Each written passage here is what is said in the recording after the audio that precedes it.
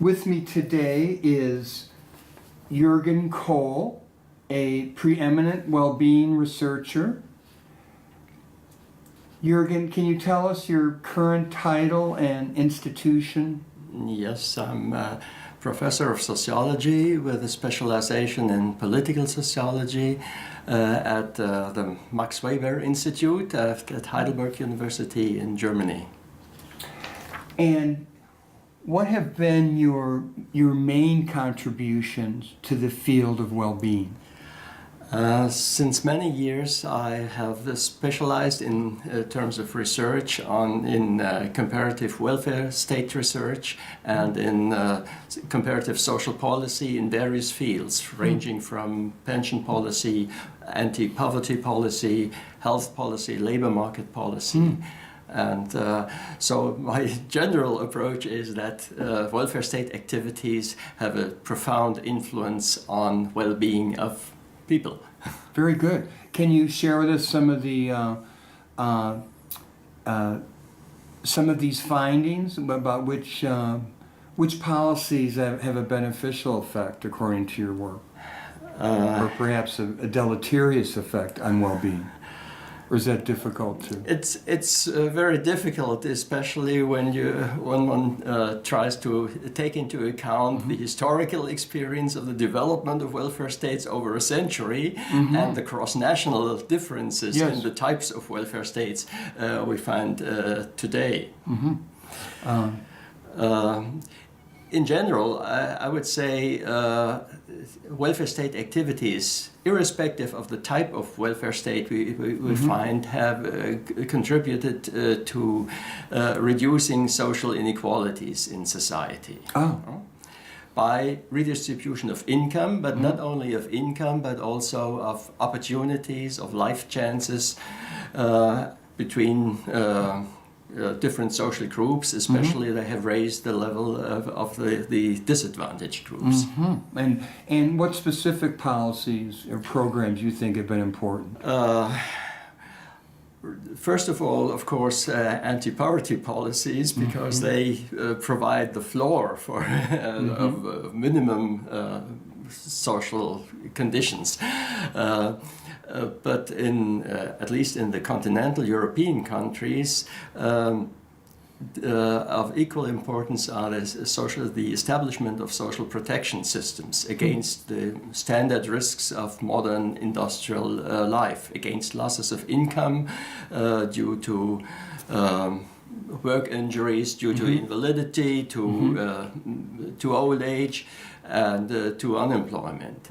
And so the goal of these policies is not only to combat poverty, but to maintain acquired living standards. So this is much more, to provide income security over time. Not only to lift people up to the poverty line or above the poverty line. Yes. And but those under the poverty line, they will, countries on the continental Europe will, they'll provide a certain base income for people who simply do not have enough. Is that correct? Yes, that's correct. But even in this field, there are different approaches. So some countries want to tie the entitlement to these minimum benefits to means test. Others provide them without any any means or income test. I see. Just as a matter of, as a basic social right. Very good. And do you see, are there some differences among countries you'd like to talk about that have that you've noticed recently or in your work? As I mentioned before, there are different forms in which welfare states have been institutionalized all over the world. One of the main authors, Gösta Esping-Andersen, speaks of the three worlds of welfare capitalism. But even within the European context, we find different versions of the welfare state. I would distinguish, for instance, the continental the continental type, as Bing Anderson calls it, the conservative, corporatist welfare state regime, but this distinguish this from the Scandinavian type, the social democratic version of the welfare state, and the third world would be the liberal welfare state, represented, for instance, by the United States. In the European context, perhaps the United Kingdom would be the best approximation to this liberal type of welfare state. I see. And what are some of the differences you see among those three in their approaches? And is any approach more effective than another, from what you can tell? Well, the differences can be explained in terms of the primary goals at which the welfare state programs are aiming. In the liberal type of welfare state, the primary goal is, well, to provide minimum subsistence standards, and above that minimum to leave the field for private provisions, so to speak. So the prime responsibility is with the individual to care for himself, and only in cases they are unable, the state should step in. The continental type of welfare state, to which my country, Germany, of course, belongs, and is probably the model for the conservative prototype welfare type. The overriding goal is, as I mentioned before, the maintenance of living standards, providing income security over time. It's not necessarily reducing social inequalities as a goal, but because providing income security applies to the low-income people as well as to our higher-income people, to provide to protect them against the risk of loss of income. So in this conservative type, there is not the primary goal is not redistribution, reducing social inequality. On the contrary, a certain structure of inequality is maintained, is transferred from working life into, for instance, into retirement. But the goal of redistribution and of reducing social inequalities is most prominent in the social democratic type of welfare state. Yes. And this is affected on the one hand by social transfers and giving more social transfers to the lower income strata, and on the other hand by means of taxation, taxing high income people at higher rates than low income people. And this is typified in the Scandinavian countries. Yes, in the Scandinavian countries. Very good, very good. Are there any of your research projects that you're particularly proud of in your career that you'd like to highlight? Well, over the years, I've been about 20 or 25 years in that business. It's hard. A lot of research, and it's hard to recall what's perhaps most prominent.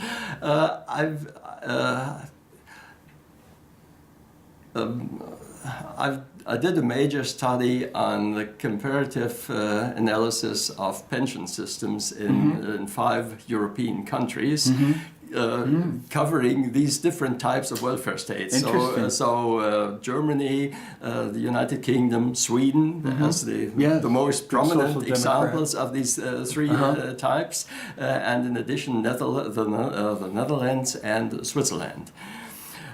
So I compared the setup of the systems, the institutions of the systems, and their effectiveness with regard to combating poverty and reducing social inequality. That sounds like a major undertaking. Yes, what was your end? Some years. How many participants were involved in this, would you say? It was a qualification project for my own academic career. Perhaps I must explain that in Germany we have to do in order to qualify for a professorship, you have to do a kind of second dissertation called habilitation. So you have to be responsible for the whole for a whole thing, and, and you have to prove that you are able to do this, not only within a broader research team. And so it took me some 5 years or more to do this study, but I had to do it mainly on my own, using secondary sources, going to the respective countries, interviewing experts there. Well, it sounds very ambitious and worthwhile. So, can you, are there any practical implications of your work that you'd like to share? Well, in the end, of course, I want to provide some practical recommendations for instance, for pension reform or welfare state reform in general. That is, I want to link the institutional analysis of welfare state institutions with the impact analysis. What effect do they have on living conditions in the society, or living conditions of specific groups in the society? And depending on your political preferences, you can then draw the conclusions. What are the most effective measures to reach certain goals? And do you find that is there a diminution or disappearance of pensions from some jobs in the recent past, since the recession of 2008, 2009? Perhaps not in such a short term over the last 4 or 5 years, but there is a longer tendency, I would say, since the 1980s, 1990s, to shift the responsibility from responsibility of the state, from collective responsibility to individual responsibility. That is, to make it more practical, to reduce the level of state-provided pensions and to increase the importance of private provisions. But I'm rather critical of this tendency, not because I don't like these private provisions. This is not the reason, but of the distributional consequences this has. Within the state-provided pensions, you can redistribute from the rich to the poor. You can these programs can have an equalizing impact. But when you have to rely on the individual capability to save for your later period of retirement, the lower strata are simply or often not able to save, but the savings rate are disproportionately higher in the higher income strata, so it increases inequality. It increases inequality. It increases inequality, although the average level of pensions may be better, but with negative distributional consequences. And poor individuals just don't have that kind of discretionary income to sock away for retirement. That's the reason. So state-provided pensions in the European context, in the statutory public pension schemes, they are mostly compulsory, and the contributions are shared by employers and employees. I see. Well, you've made a wonderful contribution. Do you have any ideas for keeping the field of well-being research and your kind of work vibrant and growing? Are there things that we can do to try to keep this field going? I think compared to that time when I began to develop my interest in this field of research, it has been growing all the time. Fortunately, it's doing very well. Thank you. Yes, it's very, very good. Although perhaps in my own country, in Germany, there are not so many researchers in that field, but in the international arena, there's a research committee in the International Sociological Association. There is an European Institute of Social Security where scientists, social researchers meet with people from the social administration, and where is also there's much interdisciplinary work between sociologists, political scientists, and economists, as well as social lawyers. Very good. So I'm not afraid that we will run out of stuff. Very good. Well, thank you again for your contribution and for your time today. Thank you. Okay.